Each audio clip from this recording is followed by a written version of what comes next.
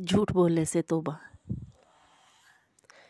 ایک شخص نے حضور اقدس صلی اللہ علیہ وآلہ وسلم کی خدمت میں حاضر ہو کر عرض کیا کہ مجھ میں 4 بری عادات موجود ہیں، اور وہ یہ کہ میں بدکار ہوں، چور ہوں، شرابی ہوں اور جھوٹ بولتا ہوں،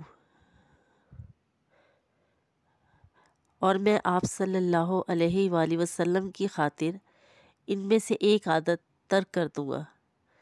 حضور نبی کریم صلی اللہ علیہ وآلہ وسلم نے فرمایا، تم جھوٹ بولنا چھوڑ دو۔ اس شخص نے عہد کیا کہ وہ آئندہ جھوٹ نہیں بولے گا۔ پھر وہ شخص گھر لوٹا، اور جب رات ہوئی تو اس کا دل کیا کہ میں شراب پیوں اور بدکاری کروں۔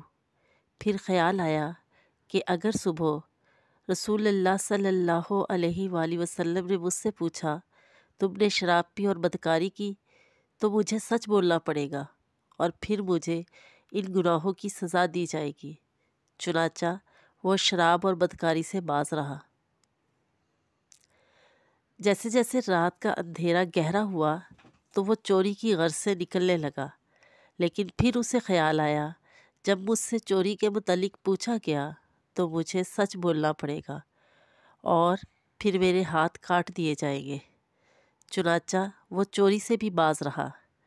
پھر جب وہ صبح ہوئی تو وہ شخص حضور صلی اللہ علیہ وآلہ وسلم کی خدمت میں حاضر ہوا اور عرض کرنے لگا، یا رسول اللہ صلی اللہ علیہ وآلہ وسلم، جھوٹ بولنے سے توبہ کرنے کی وجہ سے دیگر تمام برائیاں بھی مجھ سے چھوٹ گئیں۔ نبی کریم صلی اللہ علیہ وآلہ وسلم نے اس کی بات سنی تو بہت خوش ہوئے۔ در حقیقت اگر ہم لوگ بھی جھوٹ بولنا چھوڑ دیں تو بہت سی برائیاں خود بخود چھوڑی جا سکتی ہیں۔ جزاک اللہ۔